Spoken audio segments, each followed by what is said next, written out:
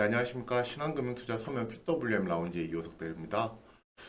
제가 일주일에 한 번씩 매일경제TV에서 여의도에서 왔습니다라는 코너를 진행하고 있습니다. 그 주에 있는 그날, 그 전날 있었던 이슈 중에서 가장 인상 깊은 이슈를 선정을 해서요. 뭐 이슈에 관한 내용이라든지 종목에 대한 간략한 설명들을 진행을 하고 있는데요. 오늘 아침에도 이제 방송을 진행했고요. 오늘 아침에 주제가 이제 애플카에 대한 내용이었습니다. 그래서 오늘은 이제 애플카에 대한 내용 오늘 아침에 이야기했던 거 간략하게 설명드리고요. 방송에서 시간 관계상 충분하게 말씀드리지 못했던 그런 내용까지 한번 정리해 드리겠습니다. 오늘 제목은 이제 애플카, 이제 자동차까지라는 제목이고요. 사실 애플이 이제 테슬라 못지않은 혁신 기업이잖아요. 그런데 이제 애플에서 자동차가 나온다고 이야기가 나오면서 현재 시장에서 굉장히 큰 화제가 되고 있습니다. 구체적으로 이제 내용을 살펴보면은 2024년에 이제 애플카가 나올 수 있다라고 이야기가 나오고 있어요. 신문 헤드라인인데요. 매일경제에서 나온 헤드라인인데 2024년 애플카가 나온다.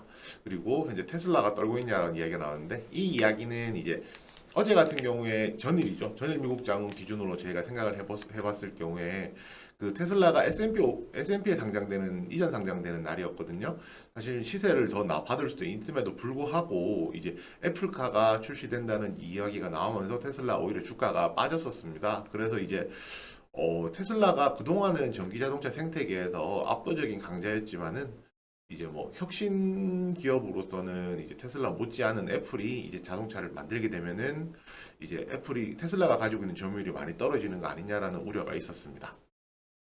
우선 컨셉 되게 좋죠? 네, 컨셉카는 이렇게 되고요.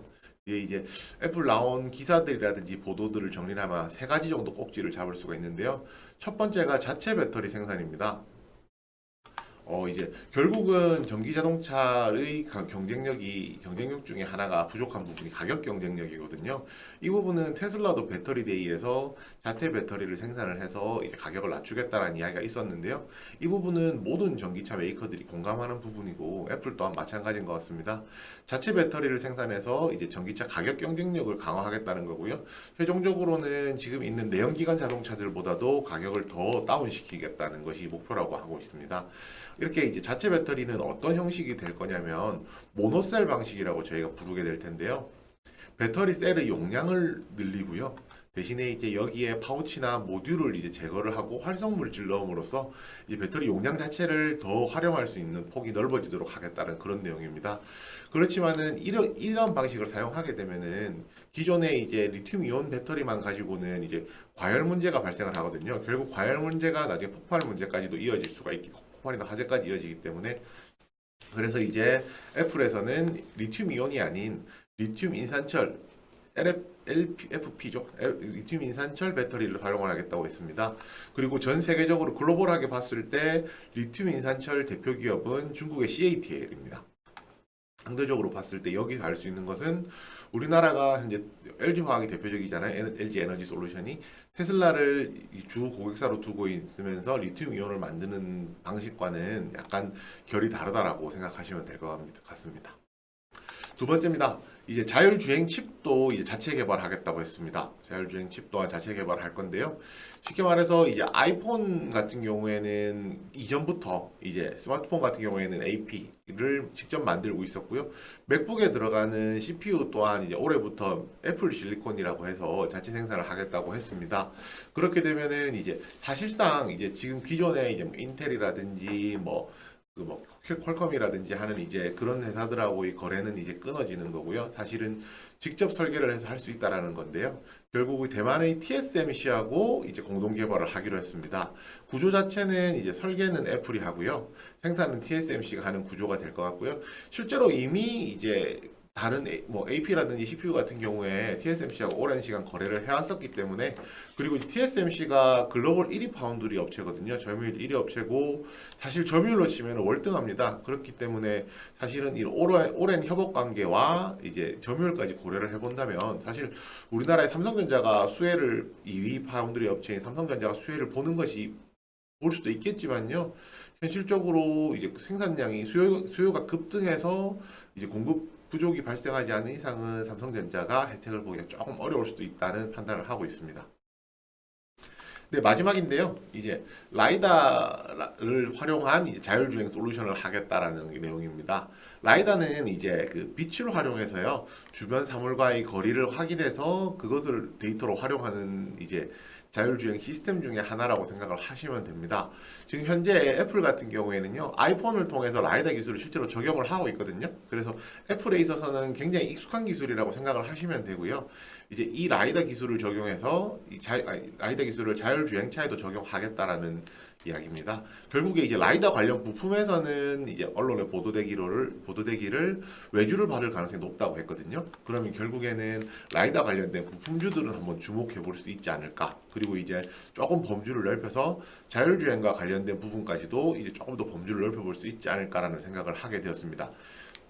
근데 지금 저희 여기서 하나 짚고 넘어갈 문제는요. 이제 미국 표준 같은 경우에는요. V2X라는 것이 있거든요. CV2X라고 하는데 자율주행 표준으로 CV2X가 선정이 되어 있습니다. 이거는 이제 그 주변에 있는 뭐 기기라든지 이 주변의 사물 그 데이터베이스와 이제 융합을 해서 자율주행을 도와준다는 건데요. 현재 라이다 같은 경우에 표준은 아니기 때문에 이제 상대적으로 시장에서도 이제 자율주행 관련한 회사들이 조금 더 주목을 받는 것 같습니다. 네, 마지막으로 이 종목을 한번 살펴보면요. 제가 앞서서 설명드렸었는데요. 이제 그 시장은 라이다보다는 상대적으로 이제 자율주행 테마에 조금 더 집중을 하는 것으로 보이고요. 그리고 한 가지 오늘 아침에 방송에서 패널들 사이에서 좀 의견이 분분했던 사항인데 애플이 이제 자동차를 만든다는 것 이게 굉장히 중요한 포인트이긴 하지만 2024년까지 기간이 굉장히 많이 남아 있고요. 그 다음에 이제 애플이 진정한 경쟁자가 될 수 있을지도 모르기 때문에 아직까지 뭐 애플카 관련된 테마들은 이제 관심을 가질 필요가 없다는 의견이 조금 많았습니다. 근데 제 생각을 말씀드리면요. 어찌됐건 간에 이제 애플카 관련해서 이 종목들이 시세가 나왔잖아요. 결국은 저희는 먼 미래 2024년을 보고 투자하는 것이 아니라 최근에 시세가 나온 종목들에 한해서는 이제 수익을 낼 수 있는 여력이 분명히 있기 때문에 이런 종목들에 조금 더 주목해 보는 것이 낫지 않을까라고 판단을 하고 있습니다. 물론 뭐 2024년에 뭐 실제로 뭐 될 것이냐 안 될 것이냐 이런 내용은 이제 알 수는 없지만은 분명히 기대감이 존재하고요. 그리고 이제 애플카를 기점으로 해서 자율주행 관련된 테마들은 사실상 이제 또 새롭게 한 번 더 밸류에이션을 가치를 측정받을 수 있는 계기가 됐다고 생각하거든요. 그래서 이제 오늘 그런 부분에 관련해서 종목을 설명드릴 거고요. 첫 번째는 캠트로닉스입니다. 캠트로닉스는 제가 앞서서 말씀드렸었는데요. 그 VTX 자율주행 관련된 기업이고요. 국내 이제 교통 시스템 관련해서 정부 과제까지도 하고 있을 정도로 굉장히 자율주행에 있어서는 가장 좀 중심이 되는 회사 중에 하나라고 생각하시면 됩니다. 그리고 이제 비욘드 아이라고 하는 그 전장용 카메라에서도 인수를 했는데요. 이런 부분은 이제 자율주행을 조금 더 사업에서 강화하겠다라는 의지까지 현재 보이고 있고요. 차트상으로 봤을 때도 월봉상 신고가 들어가 있고요. 지금 시세가 나오고 있는 측면에서 굉장히 좋다고 생각을 합니다. 두 번째는 인포뱅크입니다. 인포뱅크 같은 경우에는 어제 상한가를 갔거든요. 실질적으로 시세가 가장 많이 나왔던 종목이기 때문에 좀 주목하게 됐습니다. 그 인포뱅크는 애플 카플레이하고 이제 구글 안드로이드 오토 솔루션을 개발했는데요. 저희가 인베디드 소프트웨어라고 부릅니다. 내장형 소프트웨어라고 부르는데 자동차 내장형 소프트웨어에서 이제 이러한 그 솔루션을 개발한 것은 최초의 사례이기 때문에 상대적으로 이제 이런 부분이 나왔을 때 주목받는 종목 중에 하나라고 생각하시면 되고요. 제가 라이다 아까 계속 말씀드렸었잖아요. 이제 라이다 관련해서 대표적인 부품 회사가 이제 LMS입니다. LMS는 이제 한국자동차연구원하고 라이다 국산화를 위해서 이제 라이다 센서를 개발하는 프로젝트에 공동으로 참여를 했었는데요. 이제 이 부분에서 지금 라이다 관련해서 좀 주목을 해볼 필요는 있지만 상대적으로 시세가 나오진 않았습니다. 그래서 투자를 하시는 데 있어서 이제 저는 제일 중요한 것이 이제 종목 같은 경우에 이제 시장의 관심이 쏠려서 수급이 쏠릴 때 이제 시세가 나온다고 생각을 하거든요. 그리고 실제로도 사실이고요. 그래서 시장의 관심에서 조금 동떨어져 있는 종목이라면 관심 종목에 넣어두시고 시장의 관심이 조금 더 타오를 때까지 기다리시는 것도 한 가지 전략이 될 것 같습니다. 네, 이상으로 오늘 아침 매일경제TV에서 있었던 이제 애플과 관련됐던 이슈들에 대해서 한번 정리를 해보았고요. 제가 일주일에 한 번 정도 현재 방송을 하고 있거든요. 그래서 일주일에 한 번 이제 이런 식으로 아침에 방송했던 내용들에서 이제 뭐 구체적으로 설명드리지 못했던 내용을 간단하게 설명드리는 시간을 계속 가지도록 하겠습니다. 궁금하신 사항 있으시면은 댓글로 남겨주시고요. 뭐 구독과 좋아요 눌러주시면 항상 이제 영상 제작하는 데 힘이 되기 때문에 구독과 좋아요 꼭 눌러주시고요. 지금까지 신한금융투자 서면 PWM 라운지의 이호석 대리였습니다. 감사합니다.